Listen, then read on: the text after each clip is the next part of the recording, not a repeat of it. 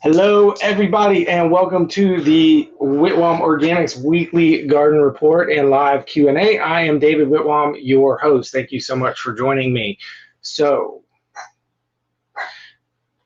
is it time? Is it not time?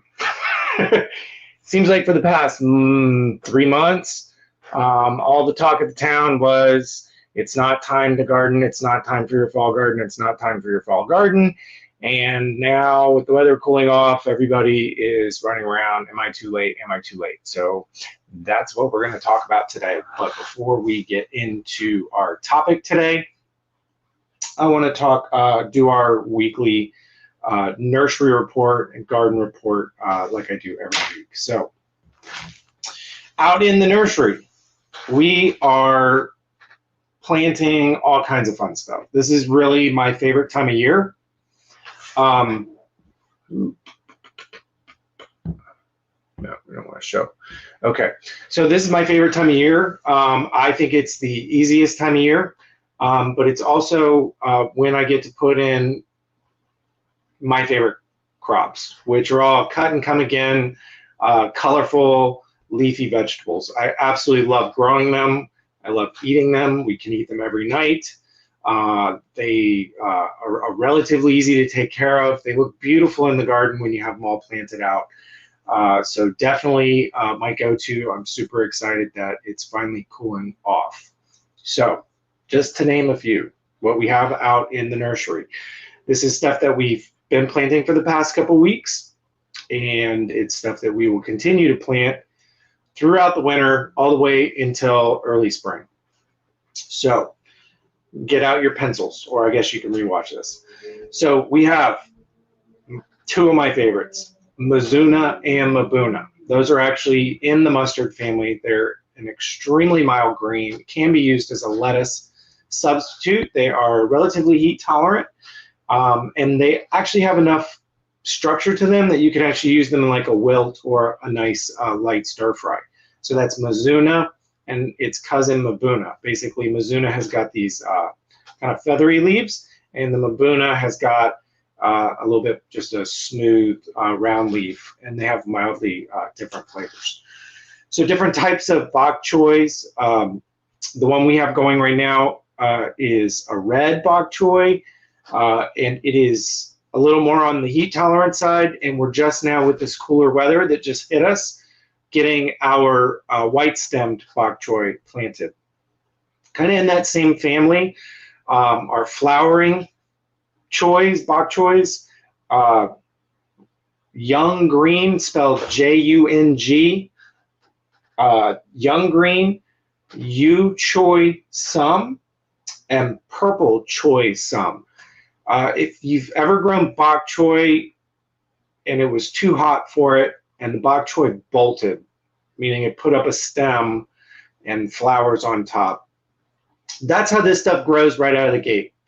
And it actually puts out multiple shoots, and the florets on them are a little bit bigger. And they're actually meant to be harvested like a broccoli or like a broccoli rabe, but they're actually more related to a bok choy. Absolutely delicious. You can eat the leaf, you can eat the stems, and you can eat the flower buds. In fact, if you go to a traditional Asian restaurant, you are possibly eating something more in that family when you order, if it says broccoli on the menu. If there's broccoli in your stir fry or broccoli in your soup, it's probably either in that family, or there's actually another family that we just planted out as well that's more related to kale. But it's also a flowering plant that gets these stems with florets, and you can eat the stems, the leaves, and the flowers. Of course, broccoli rabe. We're planting broccoli rabe, our Zamboni broccoli rabe, which we actually grow all summer for a leafy green, and early fall broccoli rabe. Those are the two that we focus on. We have a couple kinds of arugula. Definitely time for you to get arugula going. Cilantro. People always ask about cilantro. Right now, it's the time for cilantro. Get your cilantro seeds. I always recommend seeds, even though we sell plants. Please buy my plants. But no, really, I think that you should figure out how to do cilantro by seed. So unlike parsley, thyme, oregano, where you just kind of clip at the plant, some basils, and it just keeps coming back. Cilantro is 100% full on an annual. So it will grow and then go to seed, put out the seed shoots, and then it dies. Also, doesn't do that well with transplanting and with thinning. And I think that some nurseries, to sell it quicker, they throw way too many seeds in a pot. So when you go buy a plant at most stores, it's probably 15 or 20 plants in that little bitty pot. So that means it's going to bolt even faster, probably end up with some mildew or fungus, and you can't separate them. It really doesn't like that. It doesn't like it. That's what I mean by transplant. It doesn't like to be separated and transplanted. It does not do well. So if you wanted to get some cilantro plants from us or from somewhere else, but I also encourage you to get some seeds, which also, by the way, is the spice coriander. So even though it does bolt and go to seed and you get all the little seeds on it, it's not a total loss. You can save those seeds, dry them out, crush them up, and you also have coriander and your cilantro seeds for the next season. So that being, it's a true annual, it's going to grow, put its seeds out and die. The reason why you want to get good at the seeds is because the best way to have cilantro during the entire season is to keep planting it in succession. So you plant it, then wait a while, plant some more, wait a little while, plant some more. And that will give you a continuous harvest of cilantro while we are in cilantro season. The other thing that is very important, so most seeds that you plant very shallow are teeny tiny. And cilantro, relatively speaking, are big honking seeds. So I think most people's natural instinct is to plant it too deep. You could really like throw cilantro seeds really hard at the ground and then yell at it, and it'll be deep enough. So just barely dust them with a little bit of soil. So that's the other mistake I see people make. They either try when it's too hot or they plant the seeds too deep. If you kind of plant it really shallow and with this cooler weather, keep it well watered, you're going to do great. It's really not that hard to germinate cilantro. You just can't plant it too deep. We got a comment here. Hi, Yvonne. Thanks for tuning in. Yvonne says, sow cilantro on top of the ones don't cover. Just press down lightly. Loves light to germinate. Yeah, that's pretty much it. You just don't really, you don't want to plant those seeds too deep and keep it moist, and you'll have no problem germinating the cilantro. If you kind of think about, if you ever see the plant grow and put the seeds out, those big old seeds just drop off the plant. They don't really get buried, and they germinate just fine naturally. All right, so moving on. Spinach. So with this cooler weather, we had some nights in the 50s. As soon as I saw those on the radar, I don't mean the radar, I mean like my radar. I kept an eye on it. About 3 days before we hit the 50s, we went out in the nursery and planted our spinach. We planted we planted 3 different kinds. We have our okami spinach, which is actually extremely heat tolerant. When I say heat tolerant, I'm talking real spinach heat tolerant, not non-spinach spinach heat tolerant, like your Malabar spinaches and your Okinawa spinach and your Egyptian spinach. I mean, this is real spinach, so it's definitely a fall, winter, spring crop. However, it's on the more heat tolerant side. So if we kind of bump back and forth into hotter temperatures over the winter, fall, winter, and into spring, it does fine. And then as we move into spring, it's usually my last one that goes in. It's the last one that's still in our garden beds. So next on the list is Bloomsdale. Bloomsdale is also pretty darn heat tolerant. Nowhere near the Okami. The Okami knocks its socks off. And then last on our list that we just planted is, I think it's pronounced Villefroy. It's not heat tolerant at all. Always hoping for cooler weather. I love its flavor. I love the leaf texture. It's got these nice, big, beautiful leaves that taste like baby spinach. So we put that out there too, just kind of hoping for the best. Spinach is another one I would recommend. If you're going to buy plants, buy seeds too, and figure out how to plant spinach seeds. Why? Because baby spinach is freaking awesome. And The only way you're going to get your most bang for your buck trying to eat baby spinach is not by buying plants from a nursery, because if you eat it as baby spinach, you don't have anything left, or the plant doesn't flourish. So, if you want it, if you're nervous about seeds, get both. Get some plants, get some seeds. And what I usually do with it is figure out where my row is going to be, and just like carrots, I just kind of draw a line in the sand, in the dirt, at the proper depth, and then I sprinkle the seeds in, and I drop them about 1 inch to a ½ inch apart. And then as that baby spinach grows, I go in and I start harvesting out the baby spinach, so that what I'm left with are plants at proper plant spacing.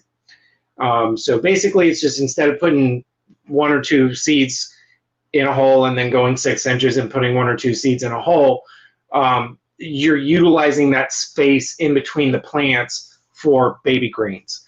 So pretty much anything that you've ever seen in a spring mix or a microgreens or a baby mix salad, I've started planting all that stuff like that. So I still plant it in a row. I don't just toss the seeds everywhere, but that's just my crazy.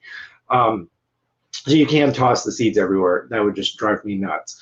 But I make a nice neat row, and then I sprinkle the seeds in, and then by the time my plants need that much space, I've harvested everybody in between them. So basically, we're eating baby plants of whatever that is the entire time. Chrysanthemum greens. If you are not familiar with chrysanthemum greens, they are amazing. The flowers are beautiful. You eat the leaves on the plants. Nice little yellow flowers, white and yellow flowers. It's really hard to describe the flavor of the chrysanthemum greens, but it's got a very light flavor and a little bit of that kind of, I don't know the word. That's a positive word, but it's got kind of that stank that chrysanthemums have, but just enough. I mean, I know people describe like some wines as like burnt rubber and stuff, so I don't think that's a bad thing to use negative terms to describe food. But it's got a little bit of that chrysanthemum, the way they kind of, the plants smell. It's got a little bit of that kind of a skunky, I don't know, but then a real light, sweet flavor. It is a delicious addition to your salad. And of course, mustards. We are planting mustards. We have 2 kinds of mustards, basically one that's called Mike Giant, and then red giant mustard greens. There's so many kinds of mustard greens that are out there. What else have we planted? Oh, all the lettuce. All the lettuce. We planted all the lettuce. So it is, wait, what did Yvonne say? Not stank. So we planted all of that. So we've been planting our Jericho romaine and our Manoa miniature butter crunch pretty much all summer, all fall. They're extremely heat tolerant, but now with this cool down, we've gotten all the lettuce out there, gotten it going. If you go on our website and go under lettuce, you can see all the lettuces we have with freckles romaine, ruby romaine, or red romaine, ruby lettuce, red fire, just all kinds of fun stuff. So if you got lettuce, get out there, get it planted. Lettuce is another one that I draw a line in the dirt and sprinkle the seeds in, and then kind of do a negative, I call it a negative planting, because you put in way too many plants, and then you kind of pick out what you don't want as they grow. It doesn't need to be done right away. You know, if you want to wait until the stuff gets 2, 3, 4 inches tall, and then get in there with scissors and kind of start thinning the stuff out as it crowds, as they crowd each other. Again, if you're going to try and wait for the lettuce to become like full plants, nice big plants or head lettuce, then you want to make sure that you end up with proper plant spacing. Don't leave them all, you know, overcrowded and just cut the whole thing with scissors, because you won't get as much. Once they actually are big plants, if it's a cut and come again lettuce, that's when we start picking at the leaves on the plants. So while we're pulling the baby plants out as our harvest, any of the plants that I am leaving behind, I do pick some of the leaves off, but just to keep, you know, if those leaves are grown and kind of going like this and they hit the ground, they're gonna sit there and rot and just be a waste. So I am cleaning up a little bit around the base of the plants just to keep it everything cleaned up and not be wasteful, and then harvesting the baby plants in between. Kale, all the kale. We've had all the kale going for quite some time, but we're still planting it. We've got red kale, lacinato kale, blue curly kale, Siberian kale, which is my favorite. Oh, and red Russian, my second favorite. Chard, we have a bunch of different colors of chard. How cool would it be if like they all represent different flavors, but they all taste the same? But they look really nice in your garden. If you've tried to grow Swiss chard, it is one of the more heat-tolerant greens. So if you're new to this and you tried growing Swiss chard and you were not in season, so you're growing it too soon or late in the spring, and you ate the chard and you didn't like it, that's because with the heat, the chard actually gets a lot of the oxalate acids in it, and if it kind of burns your throat, that's your body telling you to just back off. When it cools off, that doesn't happen, and then if you're sensitive to the oxalates, then you definitely want to grow your chard as a baby green or a micro plant. Anyway, like think about a spring mix and how big the chard leaves are. That's how you're going to be harvesting, and the best way to do that is to get seeds, or the most financially prudent way to do it is to get seeds and plant a bunch of them and then start harvesting them out as baby plants. And they don't pull up the oxalates, but the cooler weather helps, harvesting them a little bit on the younger side, the smaller leaves. And then you can also, anything, if you're sensitive to them or you just don't want them in your food, you can boil it for a few minutes and then drain the water off. So cooking actually doesn't break them down.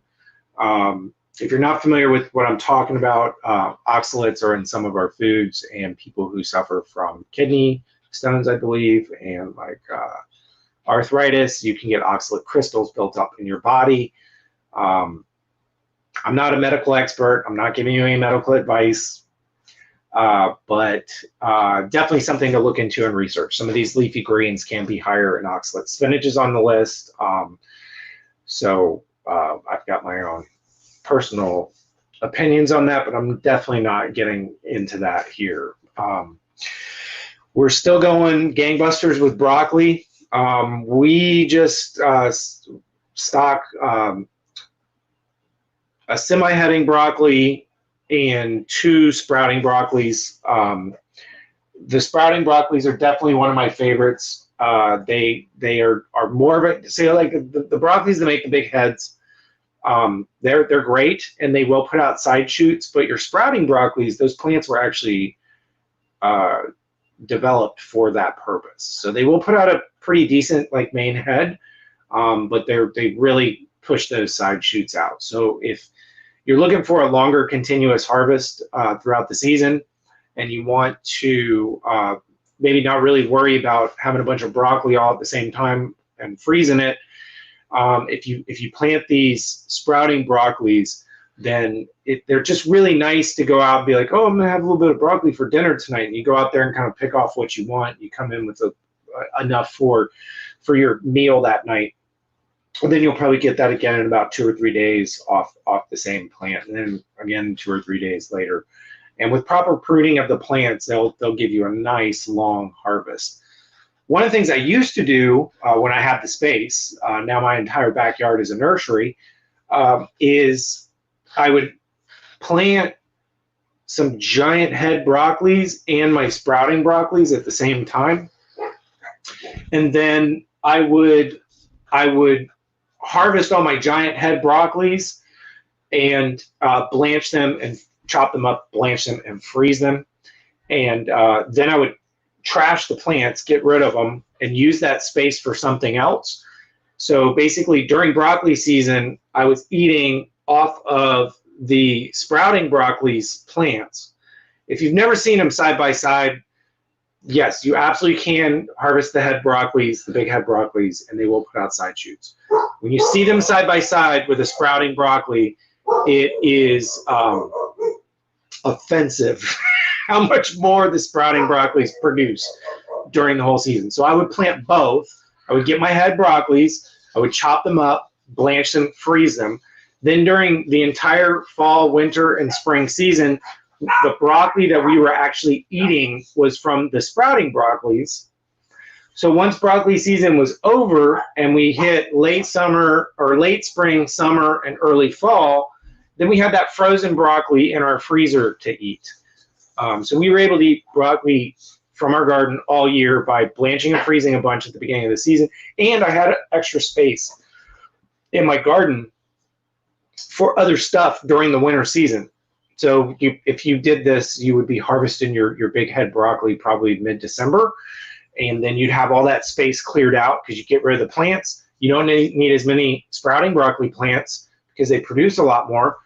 So you can have that space cleared out as you move into the winter and early spring season for other vegetables. Broccoli is a space hog for sure. Cabbage, I love cabbage. It's easy to grow. I love fresh cabbage out of the garden. I love the fact that you can harvest the heads and you can store it, but it's just, you know, unfortunately, if you're a new gardener and you want to experience growing your own cabbage, that's great. But I'm going to tell you right now, as far as how much space, if you're new to gardening and you don't have a whole lot of room, unless you want your kids to see what it looks like to grow and harvest cabbage, skip it. Cabbage is really cheap at the store. It's on the list of the things that if you can't afford to buy them organically, it probably doesn't have a lot of pesticides in it. And like I said, it's really cheap at the store. So if you look at its price per square foot in your garden, it's taking up a lot of room and the stuff's relatively cheap at the store. But yeah, if you got the room, go for it. Our cabbage is super easy. Right now in our gardens, we are harvesting. So that's what we're planting. We're not harvesting any of that stuff yet. We're harvesting radishes, and those are actually went in just a couple weeks ago. Still harvesting some melons for our fall crop, squash. You know, I ran around this week and was trimming off bad leaves off our squash plants, and it's coming time that I'm starting to talk trash to the plants. You know, like if they don't keep doing what they were doing, they're gone because they're starting to get diseases, just spots of downy mildew. Even my powdery mildew resistant ones are getting powdery mildew. But they still have a ton of female flowers on them, and we're still getting 1 to 4 zucchinis off each plant per week.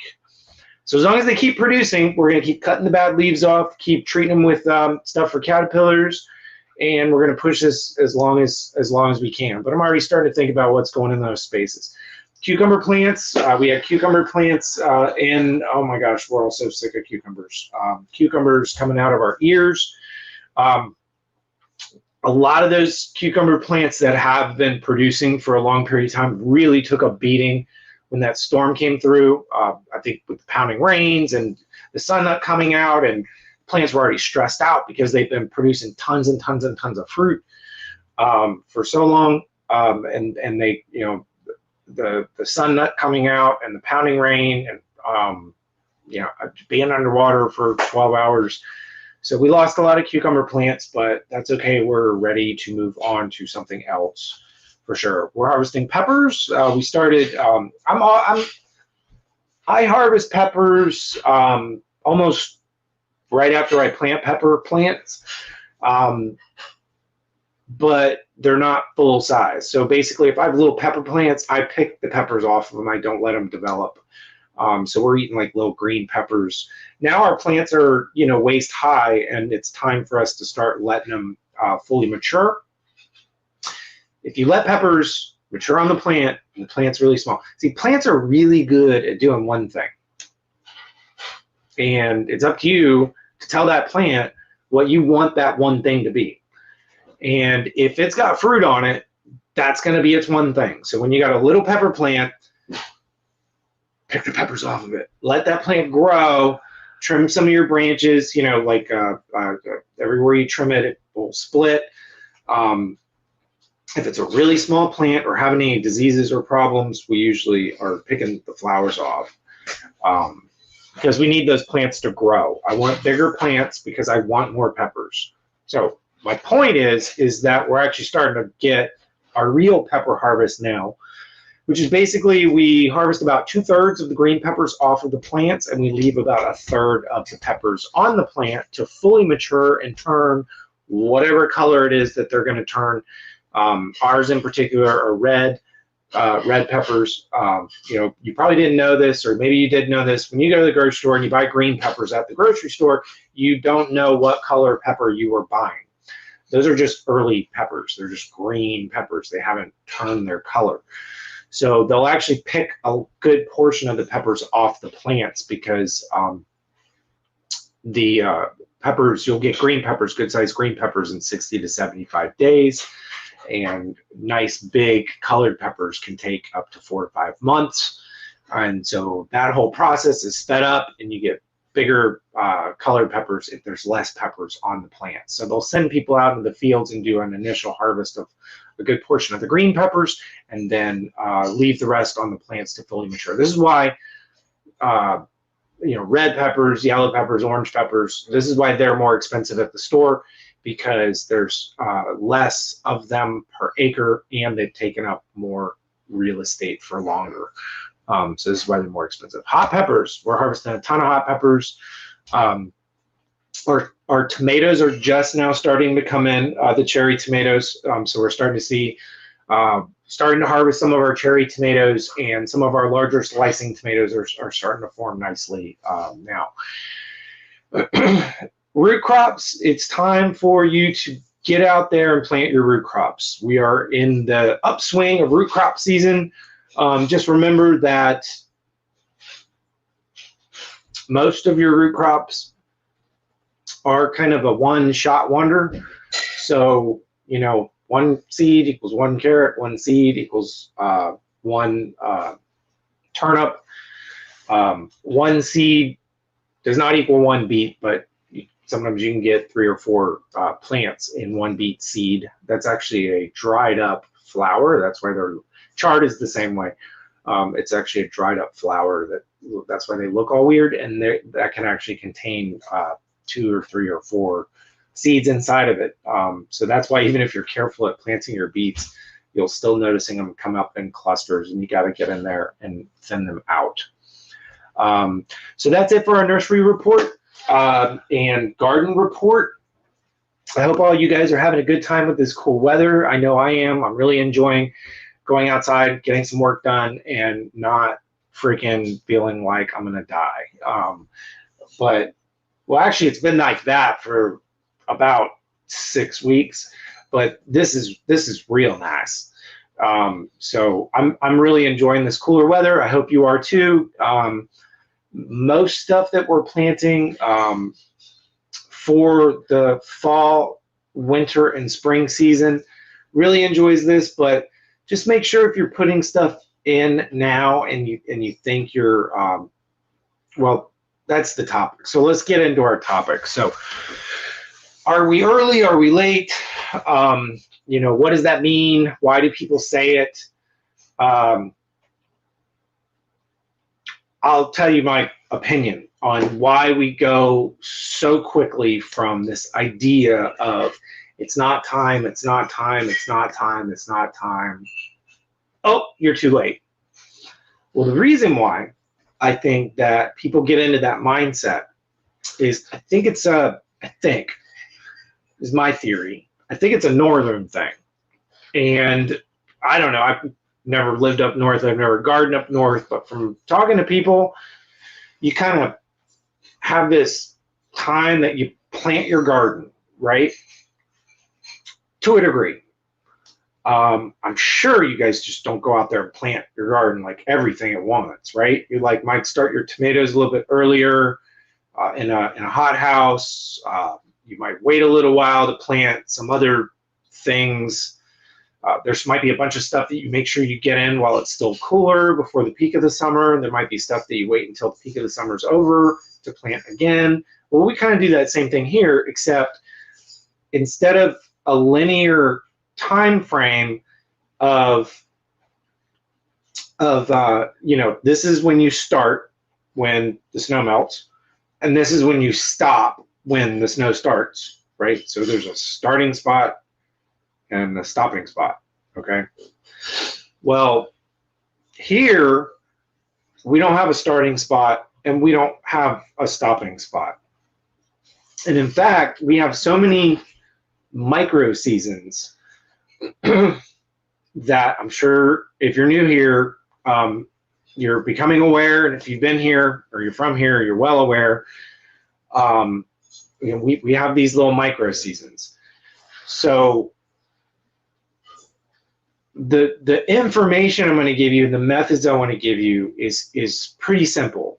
Well, I can't give you all the information, but I'm going to tell you the keys to the information, okay?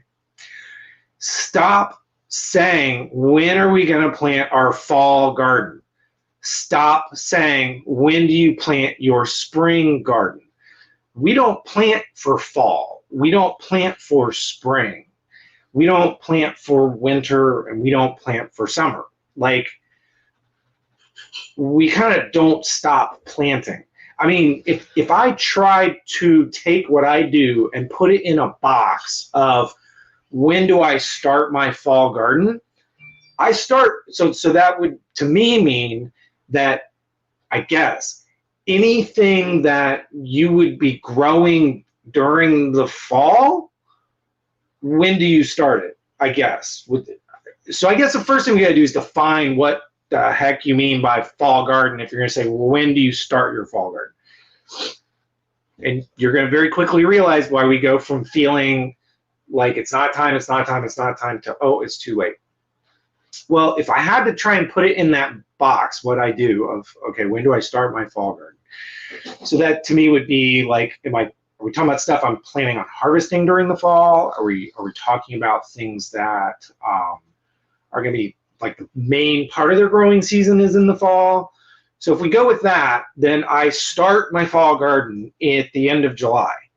So some of my longer growing season stuff like tomatoes, peppers, and eggplants, we started anywhere from the last week of July to like the second week of August. So if you kind of do the math on that stuff and you want it pretty big and flourishing right around the when the weather finally gets in range of those crops being happy. So let's just say October 1st. Let's just put it out there. First day of fall, September 22nd, 21st, wherever it bounces around to. So we count back, and let's say we have a 90-day tomato, right? So 90 days back from October 1st, that's September 1st, and then that's August 1st, and then, so obviously we're not talking about harvesting our tomatoes on October 1st. We're talking about them flushing flowers. So we're talking about a 3-month tomato that's seed to harvest. Then let's just knock a month off, 4 weeks for development. So that's 60 days, right? Yeah, that puts you right around the end of July, August. So if we're going to count tomatoes as a fall crop, then technically I start my fall garden way back here at the end of July to the middle of August. And we do what's called successive planting of different crops. So if we're going to talk about a fall garden in your terms, then we start at the end of July, and I guess I still haven't stopped because if we're going to count carrots as being in my fall garden, we just got those in a couple weeks ago. Are we talking about these lettuces that I just planted because it just cooled off? Remember, y'all, fall goes until December 21st. So it's September 21st to December 21st. So fun trick question to ask your kids is, how many months are there in a season? most people are going to say 3, right? Because there's 4 seasons, 12 months, 4 divided. Nope, there's 4 months in a season. So fall is September, October, November, December, right? September 21st to December 21st, 4 months, not 4 total months, not 30 days, but which months make up a season? There's 4 of them. So my point is that if you did take everything that I'm growing, the bulk of what I'm growing in the for my fall season, and you kind of added up the absolute latest you could plant, the earliest stuff that I plant, and you took the latest stuff that I plant and look at the earliest that you could plant it, there is this little bitty overlap that you could possibly just go out there and plant everything at once. But it's a tiny window. It's like about this big. Just to kind of put this in perspective, a fun challenge for Florida gardeners is I want you to try, maybe not this year, maybe this year, I want you to try to make a traditional salad from what you grew in your garden. So that would be real lettuce, not something that you're like trying to pretend tastes like lettuce, cucumbers, carrots, tomatoes. Like if you go to a restaurant, just get a house salad, garden salad. Doesn't have to be iceberg lettuce. I'm not gonna push you that hard because that stuff needs it really cold. But it's possible. There's this tiny window in late fall where you could potentially have all of that stuff that you're harvesting at once, but like bam, it's too cold for the cucumbers and tomatoes. You know, cucumbers usually drop off first, and then when you're really harvesting a lot of your cucumbers, it's too hot, and then your tomatoes kind of start coming in, and then it might be cold enough to get your carrots and your lettuce going. So just in the same way where there's this tiny little window where you could actually be harvesting everything, there's a tiny little window to get out there and get everything planted at once. So to not get stuck in that situation, don't think of it like, when do I plant my fall garden? And I'm going to plant it all at once. Well, you know, what I've done is I started thinking of every plant that I want to grow. I put it in one of, well, let's say 4 basic categories. Well, it's actually 3 categories. So is this a summer crop? So everything, I pick up a bag of seeds and I try and grow it and experiment with it and figure out what it likes. I put it in one of these 3 baskets. You'll get this in a second. The first basket is summer crops. The next basket is winter crops. And the last basket is spring and fall crops. So your summer crops, pretty simple. Like, I consider it a summer crop if it just more than tolerates the summer. It doesn't necessarily have to make it through the peak of the summer, but I should be able to plant it extremely late in the spring, have it make it most of the way to summer, June 20th, 21st, whatever it is, and beyond. And then even if it croaks beginning mid-July, if I can put seeds in for it for the fall at the end of July, I kind of consider it a summer crop. So it doesn't necessarily have to, like, you plant it and it grows through the summer. For me to consider it a summer crop. So basic, extremely heat tolerant, can't take a frost at all, usually likes and prefers the longer days of summer, full sun. You know, this is stuff you don't have to put shade cloth over. That stuff I consider a summer crop.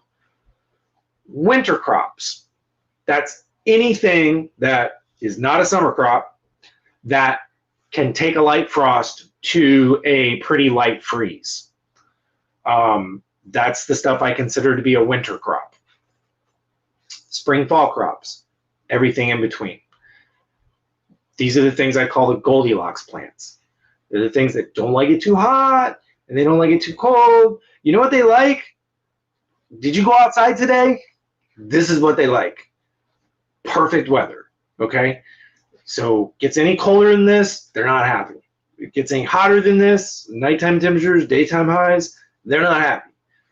So I start putting things in one of those baskets. And that kind of helps me figure out when is its bulk season, when I'm going to be growing it. So for example, if we're going to talk about it in your terms of what's in my fall garden, I mean, technically a fall is September 21st to December 21st or whatever it falls on that year. If that's my fall garden, I'm going to have stuff that I put in for like a late summer planting. So these might be summer crops in my fall garden. Startings of my actual fall plants that fall in that Goldilocks basket of spring and fall crops. And then toward the end of fall, I might be putting in some of my more heat tolerant winter crops. But basically, I start my fall garden at the end of July and all the way up to December 21st. I don't stop planting. I'm always planting. As we go through these weather changes, I'm planting the next round of crops. Okay?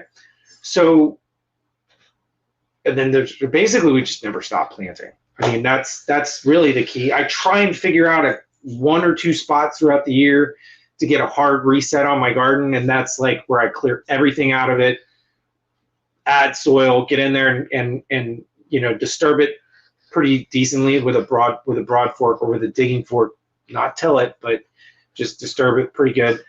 Make sure there's no tree roots working their way in there. Like I said, add new soil and then get a new crop. Usually for me, that is around the end of spring. So around Father's Day, I'm kind of getting out there and figuring out, do I want to, so usually by then I might have some heat tolerant winter stuff still in. I'm definitely will have some spring stuff still in, but usually by then it ain't looking so good. And so at that point, I have to ask myself, do I want to ride this plane all the way to the ground of whatever these crops are? Because I know what's coming around Father's Day, even if the weather is still decent, even if it's getting pretty hot. Usually around Father's Day, it's not like you're walking outside in the morning and cussing that you live in Florida. That's what I mean by like summer weather. Probably hadn't hit yet. The daily rainstorms, the oppressive heat and humidity, but I know it's coming. And I have a whole list of plants that I know love that weather and that I love eating. So usually around Father's Day, while the weather's still like sort of decent, that's when I'll get out there and rip everything out. Might even let the soil rest a little bit. I like to cover it up with landscape cloth. If solarizing, if that's your thing, that would be a good time to do it for 4 weeks. And then get out there and get your summer crops going, June, July. And those will carry you all the way to, you know, September-ish. The hard part about this, about kind of overlapping and successive planting, the hard part is kind of when to rip out what and what to replace it with. So a real simple tool, if you have multiple beds, is pick, like say, one bed, and that bed, and this also helps with crop rotation, and pick this one bed, or two beds, or three beds, but are your summer, winter beds. And then your other beds are your spring, fall beds. Okay, so what is that going to look like? What that's going to look like is, well, first of all, you're not going to have all this crazy overlapping and trying to figure out the overlap like you do when you have summer crops mishmashed with fall crops mishmashed with winter crops. That can get a little tricky. What that would look like is basically, let's just take some real simple ones. Okra, that's a summer crop, okay? Lettuce and spinach, that's a winter crop, okay? And then your spring, fall crops are your tomatoes, peppers, eggplant, squash, melons. So what that's going to look like is basically you're going to grow in this bed, you're going to grow your okra and then the other summer stuff until it goes kaput, which could have been a couple weeks ago, could be right around now. You'll definitely see it when the weather starts getting more pleasant outside, when the days are noticeably shorter. That's when the okra is not going to do so well. And then you're going to tear it out, and you're going to add some soil, turn it if that's what you do, add your organic matter, and then that bed is going to get to sit there until the weather cools off enough for you to get your winter crops going. So just in the same sense, in the springtime, so then you're going to grow your winter crop stuff there in that bed all winter, and then in the spring, and then maybe it's starting to get too hot, or maybe you're done with these winter crops come spring, but maybe it's not hot enough yet to really get your summer stuff going. So you got a nice little break where you can add your soil and turn the soil. If you're going to go on vacation and really give it a long break, I really recommend, if you're not going to solarize, cover your bed up with landscape fabric. That just keeps you from having to come in and have a bunch of weeds. So if you need to take a break from gardening, let your bed rest. I also know people that'll cover it with like cardboard and mulch. I stopped with the cardboard and mulch because it attracts fire ants for some reason, and I don't like fire ants in my bed. And neither should you. But I really do like just landscape fabric. I don't think it gets too hot. Keeps the sun from beating down. Put in a cover crop. If you want to do a cover crop, that's a good little time to do a cover crop. Let your cover crop grow to whatever size it needs to grow to be an adequate cover crop, and then turn it under. Let it sit for a couple weeks and break down, and then plant your stuff. So by putting winter stuff, that's stuff that either that can take a frost, right? And some of that stuff is relatively heat tolerant. Some of that stuff needs it to be cold. But we're going to call them all winter crops, even if you grow them in the spring, even if you grow them in the fall. If it can take a frost, it's a winter crop, okay? And you're going to see that you have these nice little breaks. For your spring, fall beds, your breaks in that bed are basically going to be when it's too dang hot in the middle of the summer, okay? And you're going to have a nice little break. So that oppressive heat, really high sun, intense sun days of July and August, into June, July, and August, those are going to be your resting days for your spring, fall bed. And then as soon as it's time to get whatever planted in your spring, fall bed, if you're doing tomatoes, peppers, eggplants, squash, whatever the timing is on that stuff, then you can get it going for the next season. And you still have enough variety in that spring, fall stuff to be able to do crop rotation without putting stuff in the same spots that was in the same family. So just a real simple way to kind of break everything up. So anything that would be spring, fall, those are your Goldilocks plants. They're not happy over the summer, and they can't take a frost. Your summer plants, that's a very specialty list. If you go on my website, I have them tagged with heat-loving greens and things. But a lot of that stuff comes from other places around the world. Really, I do have some stuff on the list that's very, very heat tolerant, but most of the stuff on that list loves the heat. Basically, the more miserable you are outside, the happier your lawn beans are.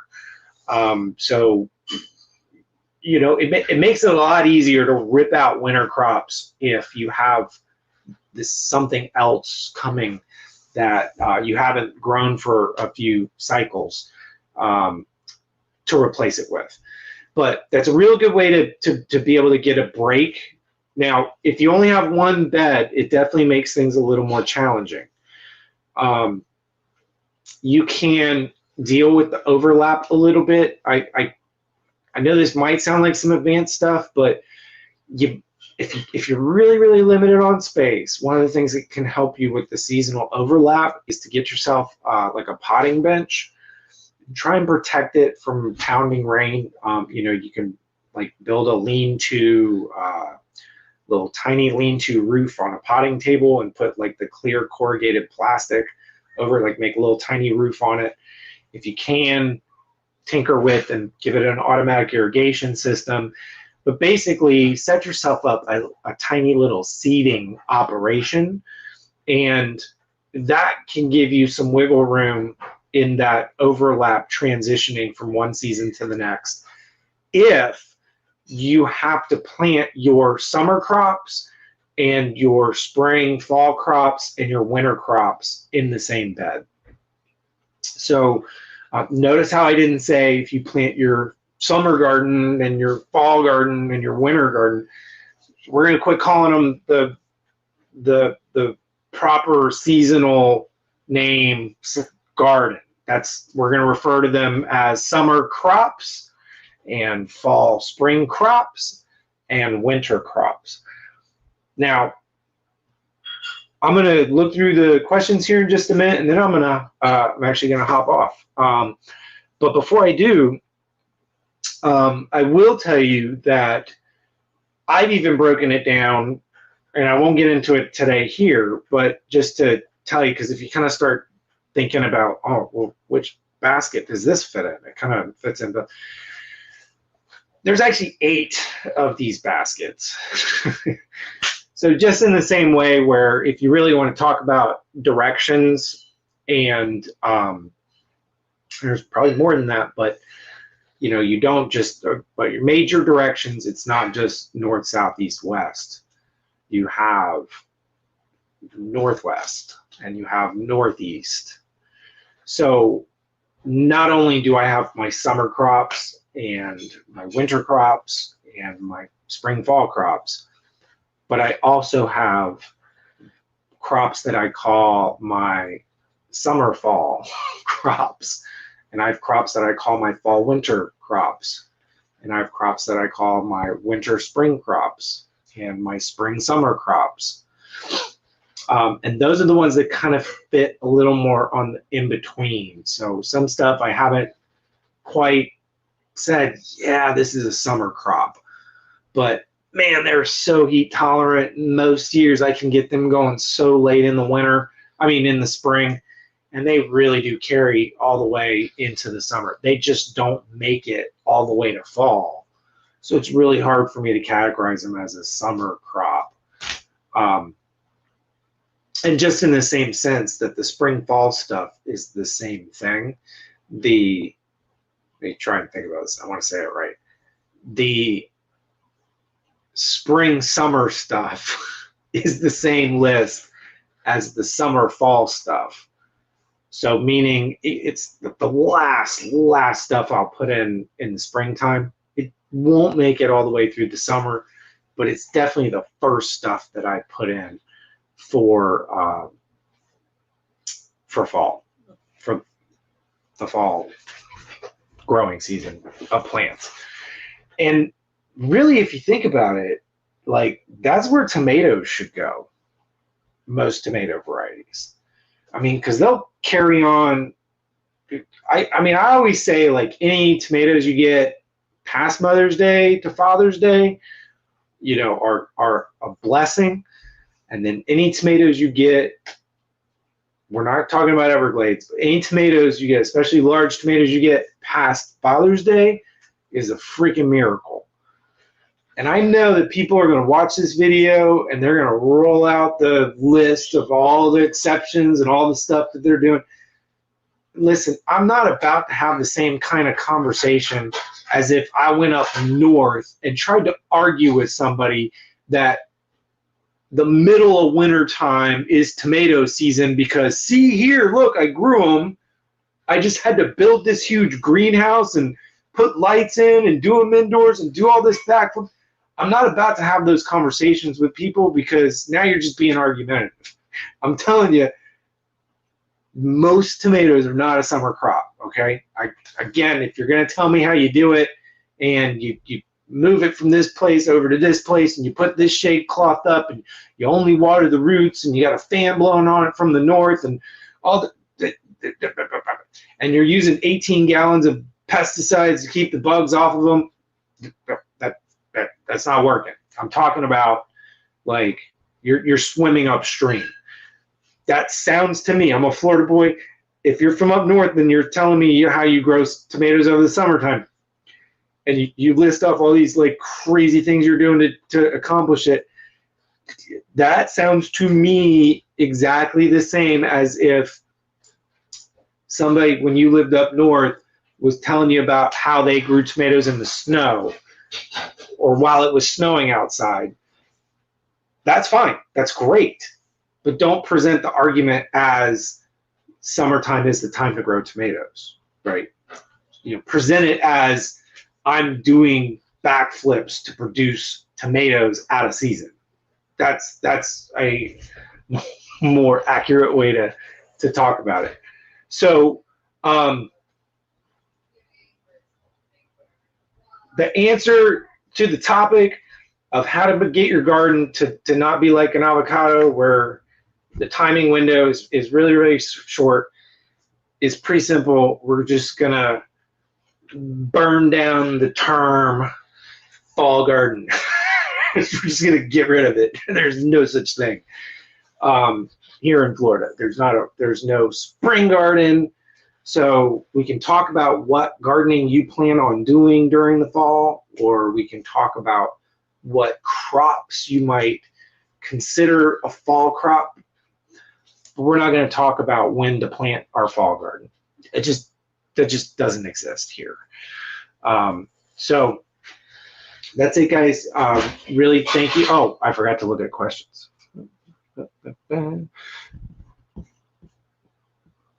Let's go up here. Wow, you guys are really...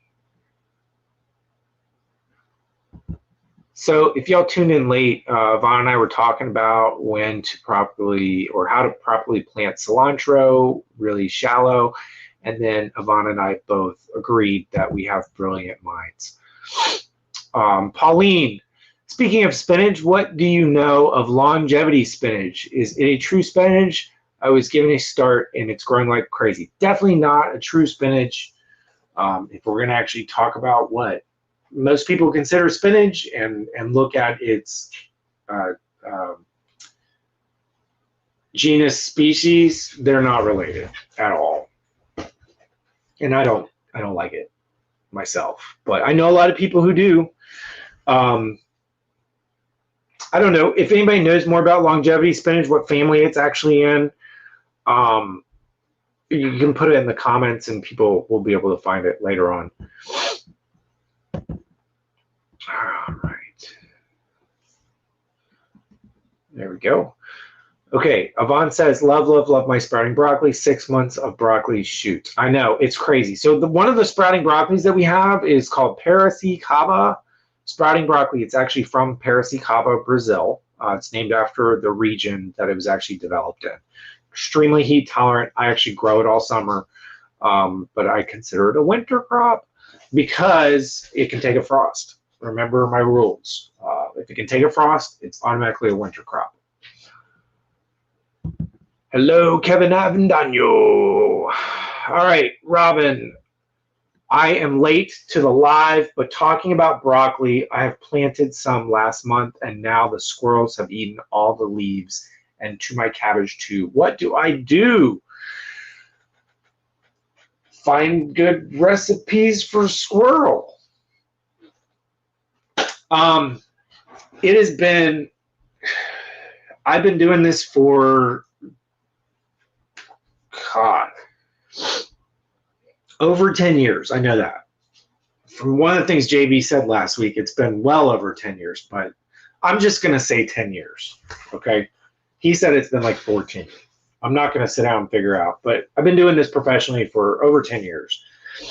And one of the things that's really weird, or not weird, I'm not sure what it is. I don't know what it is. I've never had problems with squirrels eating my crops or my customers' crops. I've put in tons of gardens in and around South Tampa. Oak trees everywhere, squirrels all over the place. There's not a lack of squirrels, okay? The only thing I can figure, this is the only thing I've come up with in the years. Now, I a couple times had gone out and had plants, eaten to the ground, and found out and realized that it was like mice or rats. Had a couple little problems with possums, but they'd move on. Mostly the problems I have with squirrels are after we loosen up the soil and plant our seedlings, is those darn little rodents will go out there and bury their acorns. And we'd get along a lot better if when they buried their acorns and they took my little seedling out of the ground and left it on the ground on its side, if they could just learn how to plant it back, I would appreciate it. But that's the biggest problem I've ever had with squirrels, is them digging little holes in my garden and burying nuts. I cannot say for sure whether or not squirrels eat broccoli plants. It was my understanding that it's not really part of their diet, but they're rodents and they can eat anything they want. So maybe you got a couple squirrels in your yard that have a hunkering for your veggies. And in that case, you probably need to get rid of them. But the only thing I can figure as to why I've never really had any issues with these animals in my gardens is two of the fertilizers that we use on a regular basis both contain blood meal.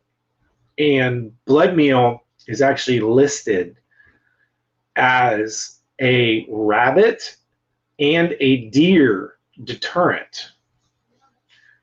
So I don't know if that is the secret, but I've never had any problems with squirrels eating my stuff. A lot of people who tell me that squirrels were eating their stuff, I asked them if they saw squirrels eating their stuff. I have had a few people who emphatically told me that they saw squirrels eating their stuff. I believe them. I've had squirrels eat my sunflowers, bite the damn things off the top and sit there and right out this door and laugh at me while they sit there and eat the thing like a cookie. I've never had them eat my baby plants. And every time I thought it was squirrels, it was something else. I've seen birds do it. I've seen mice and rats do it. I've seen cutworms and other insects do it. And the squirrels are always out there digging around and doing stuff in the garden. So I kind of think maybe they're getting a bad rap. I'm not saying they're not eating your vegetables, but I could very easily see how somebody could see the squirrels in their garden and then see their dead or broken plants and assume that the squirrels ate them. They could be eating them. I'm not saying they're not. I just think it's weird that I've been doing this for 13 years and haven't had any problems with squirrels eating my stuff. They're everywhere. They're like literally everywhere. I really feel like if baby broccoli plants were on the diet of squirrels, none of us would be able to have gardens, because there's literally every 10 feet there's squirrels. But like I said, rodents can develop appetites for specific things. They do that.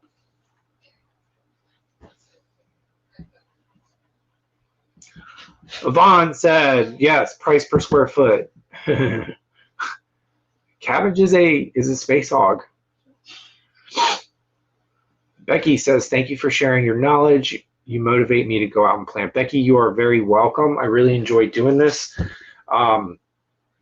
If you have not visited our website yet, it's witwamorganics.com. There is a link in the video description.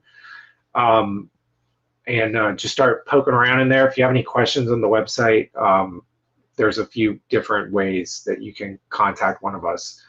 But that'll give you also some good motivation as well. Colin says, I posted a rabbit fence around the garden and squirrels aren't coming back. Make sure you keep fence loose so it sways if they try and climb it. A solid fence makes it easy to climb in and out. I also did that with chickens. I had problems with my chickens in my garden. But when I had a stiff fence, they would just fly up and land on it and hop over. And so I got some of that rabbit fence stuff that you're talking about, and I actually put it on the top, and they would fly up and kind of wobble around, and they weren't very happy. I mean, Colin, I do believe you. I really do. But I've also seen some videos of squirrels doing some crazy stuff to get to bird feeders. So I really have a feeling that if they wanted it bad enough, that you're not keeping them out with a rabbit fence. I just don't. I think it's a deterrent. I think it's a good deterrent.